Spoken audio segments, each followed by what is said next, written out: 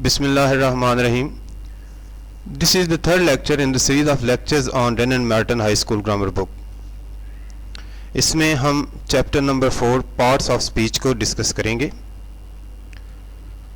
तो हमें देखना है कि पार्ट्स ऑफ स्पीच मतलब जो भी हम बात करते हैं इंग्लिश के अंदर, इंग्लिश में जो हमारी टॉक होती है उस वो किन किन पार्ट्स पे मुश्तमिल होती है. जो वर्ड्स होते हैं वो किस किस टाइप से ताल्लुक़ रखते हैं, वो उनकी क्या क्या काइंड्स होती हैं. एक बात याद रखिएगा कि जो वर्ड्स की कैटेगराइजेशन की जाती है वो इस बुनियाद पे की जाती है कि किसी सेंटेंस के अंदर कोई लफ्ज़ क्या रोल प्ले कर रहा है. अगेन, कोई लफ्ज़ किसी सेंटेंस के अंदर क्या रोल प्ले कर रहा है, वो रोल उस वर्ड को उसकी कैटेगरी असाइन करता है. मतलब एक वर्ड किसी सेंटेंस के अंदर वर्ब भी का रोल भी प्ले कर सकता है, एडजेक्टिव का रोल भी प्ले कर सकता है, एडवर्ब का रोल भी प्ले कर सकता है. तो इस तरह मुख्तलिफ किस्म के रोल प्ले कर सकता है. तो हमने आइडेंटिफाई करना है कि वो कौन सा रोल प्ले कर रहा है. वो जो रोल प्ले करता है उसकी बेसिस पे कैटेगराइजेशन की जाती है या स्पीच को डिफरेंट पार्ट्स में डिवाइड किया जाता है और उन पार्ट्स या उन कैटेगरीज को कहते हैं पार्ट्स ऑफ स्पीच. बिल्कुल ऐसे ही है जैसे हमारी कोई व्हीकल या कार डिफरेंट कंपोनेंट से मिलकर बनी होती है. एक कार के अंदर हम देखते हैं कि एक स्टीयरिंग होता है जिसके जरिए वो चलती है, उससे इंजन लगा हुआ होता है जो उसको रन करता है, व्हील्स होते हैं, सीट्स होती हैं, डोर्स होते हैं. तो ये सारी चीज़ें मिलकर एक कंप्लीट होल बनाती हैं जिसको हम कार या एक व्हीकल कहते हैं. लाइकवाइज हमारी जो उस लैंग्वेज है वो डिफरेंट पार्ट्स से मिलकर बनी होती है. वो जो पार्ट्स लैंग्वेज के पार्ट्स हैं उनको पार्ट्स ऑफ स्पीच कहते हैं. ये बिल्कुल उसी तरह काम करते हैं जिस तरह एक कार के सिस्टम में उसके कंपोनेंट्स काम करते हैं. तो देखते हैं जी हमारे रेन एंड मार्टिन क्या कहते हैं. पार्ट्स ऑफ स्पीच वो कहता है कि words are divided into different kinds और क्लासेस. मुख्तलिफ काइंड्स या क्लासेस में उनको तकसीम किया गया है, called parts of speech according to their use.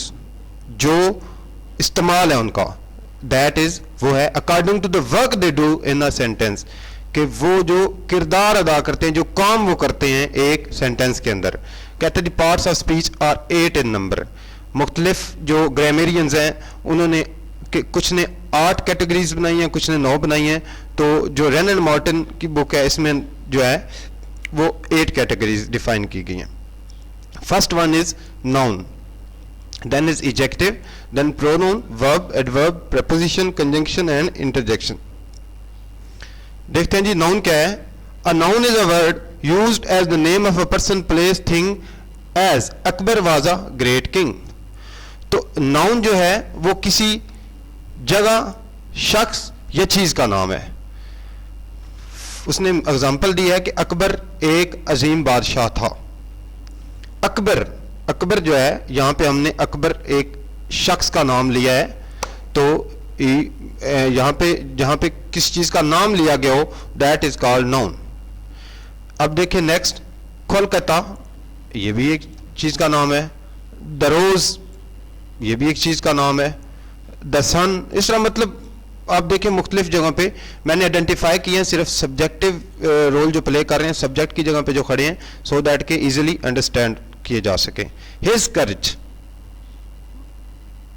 इसके अंदर हिम ऑनर, तो ये ऑनर जो है ये एक नाउन है. अब नेक्स्ट देखते हैं जी कि इसने उसमें एक थोड़ी सी एलाबोरेशन की है.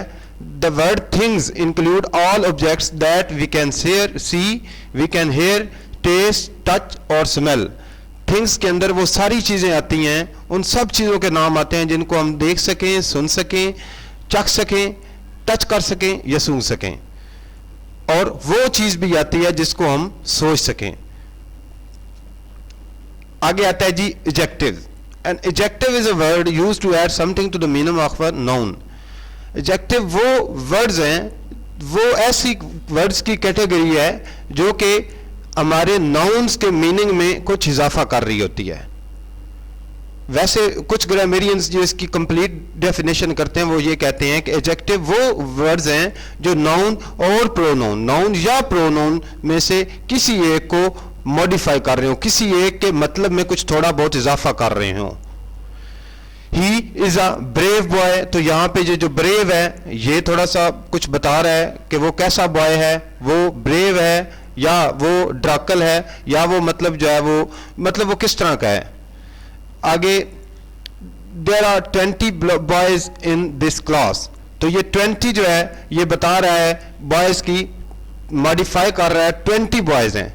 अब सिर्फ बॉयज इटसेल्फ एग्जिस्ट कर सकता है, लेकिन उसके साथ उसको जो मॉडिफाई कर रहा है that is an adjective. Next comes a pronoun. Pronoun is a word used instead of a noun, ऐसा लफ्ज जो कि नाउन की जगह पे इस्तेमाल किया जाए, that is called a pronoun.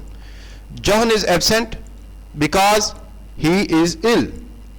अब आप देखेंगे कि यहां पे जो वर्ड ही उसने यूज किया है that has replaced the word John, that has been used instead of word John, वो जॉन की जगह पे इस्तेमाल किया गया है। तो जो हमारा ही है this is called pronoun. The book are where you left them, यहां पे देखें ये पहला हमारा नाउन आया, तो यहां पे देम उसने इस्तेमाल किया है बुक्स द बुक की जगह पे, तो इसका मतलब है ये जो देम है ये हमारा प्रोनाउन है।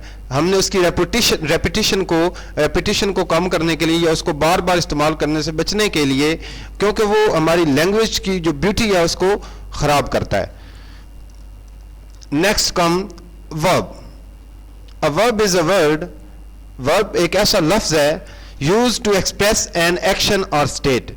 ये क्या एक्सप्रेस करता है, एक एक्शन या एक स्टेट, इन दोनों चीजों को जाहिर करता है।